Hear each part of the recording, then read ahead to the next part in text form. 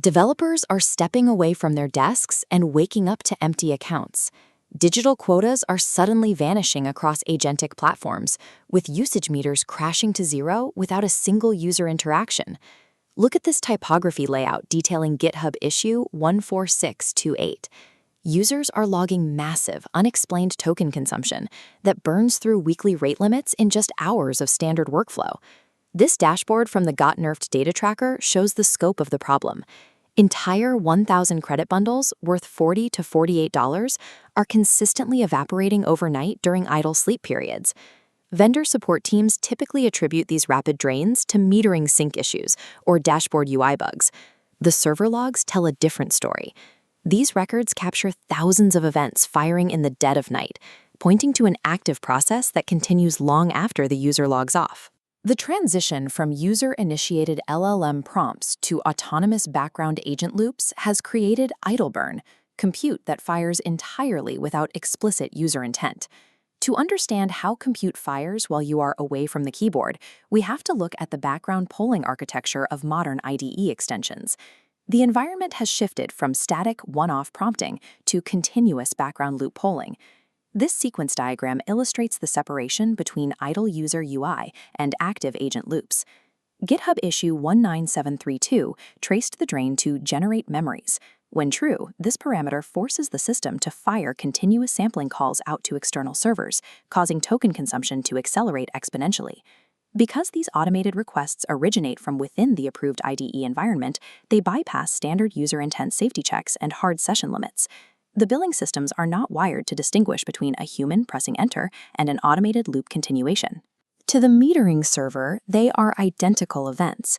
In the current architecture, leaving your IDE open is financially identical to actively typing code.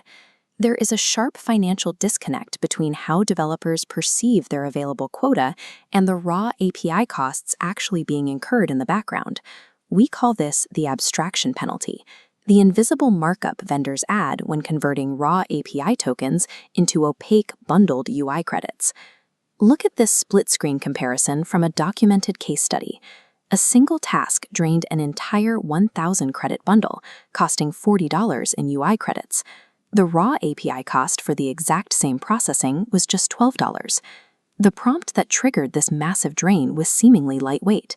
The user simply asked the agent to use existing company code to mock up a payment flow on an HTML landing page.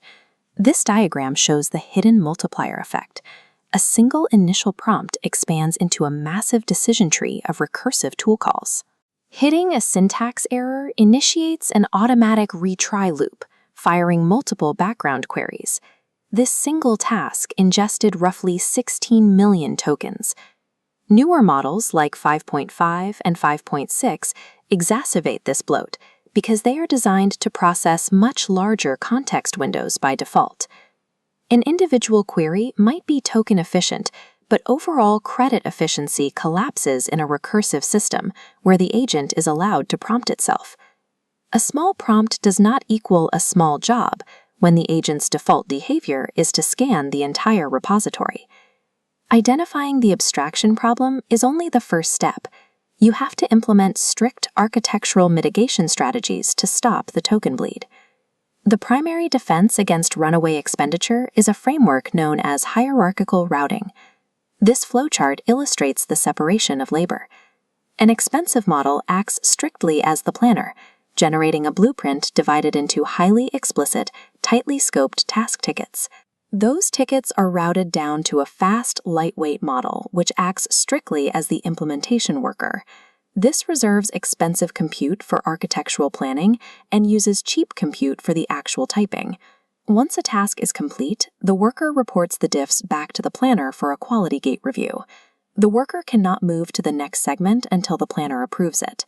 Separating the planning compute from the execution compute is mandatory to control agentic costs. Beyond routing, you have to apply repository-level discipline to enforce context scoping. Look at this setup. You establish an agents.md constitutional document to govern agent boundaries directly within the environment. This markdown document defines exactly what the agent is allowed to read, preventing it from falling into recursive loops or scanning prohibited directories.